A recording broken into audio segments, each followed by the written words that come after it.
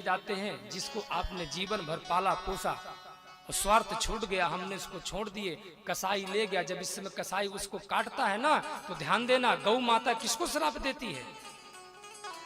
पालने वाले को श्राप देती है कि हे मेरे मालिक, हमने जीवन भर तुमको धन दिया है। धन क्या? हमने दूध दिया तुमको पिलाने के लिए। गाय का गोबर जो निकलता है बड़ा पवित्र माना गया है। इसीलिए आप जब गणेश पूजन करते हैं, आप लोग गौरी पूजन करते हैं, तो गणेश गौरी किसकी बनाते हैं? किसकी बनाते हैं? भैंस के गोबर की, गाय गोबर की? तो गाय के गोबर की ही क्यों बनाते हैं? किसको मालूम है क्यों बनाते हैं? तेज से बोलिए। कल से एक माइक की व्यवस्था भी करेंगे हम, जो बताएंगे उनसे पूछा जाएगा। जिनको नहीं मालूम तो सुन ले, कभी भविष्य में काम देगा ये। गाय के शरीर में 33 करोड़ देवताओं का वास है। 33 कोटि देवता गाय के शरीर में है। हर अंग में सभी देवी देवता गाय के शरीर में वास कर लिए। लक्ष्मी जी रह गई। लक्ष्मी जी ने कहा, देखो सभी देवता गाय के शरीर में प्रवेश हो गए, अब मैं कहां जाकर रखूं? गाय के पास लक्ष्मी जी पहुंची, बोले हमें भी कोई स्थान दे दो। गौ माता ने कहा कि स्थान तो सभी देवता लोग ले लिए हैं, अब मेरे शरीर में कोई स्थान नहीं बचा है, और एक स्थान ऐसा बचा है जहां आपको देने लायक नहीं है।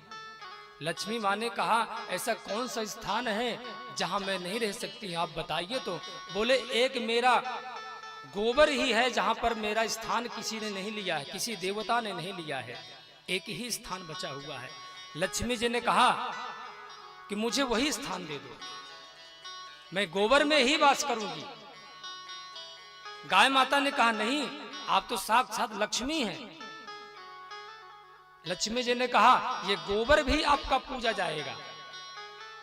जब तक घर में किसी उत्सव कार्य होगा और गाय के गोबर से आंगन नहीं लीपा जाएगा, तो वह आंगन पवित्र नहीं कहलाएगा।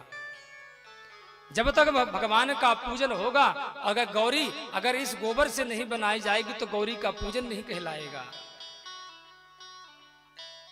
गौ माता ने कहा, अगर आपकी इच्छा है तो आप आकर के यहाँ रहिए।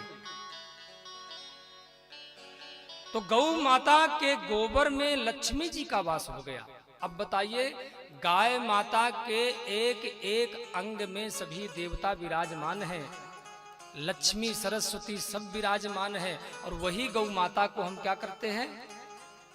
छोड़ दिए। कसाई जब उसको काटता है ना, हाँ ये है कि युग के हिसाब से व्यवस्थाएं गड़बड़ हो गई। इतने साधन हो गए कि अब पहले भूसा भी हो जाता था, अब लोग भूसा भी नहीं बनाते, मशीन सब खेत में फेंक कर चली जाती है, बड़ी समस्या है। पर तब भी अपने घर में गौ माता होनी चाहिए। एक गौ माता की सुंदर बढ़िया सेवा करना चाहिए। आज यहाँ गौ माता जो है धर्म को देख करके रो रही है, और जैसे गाय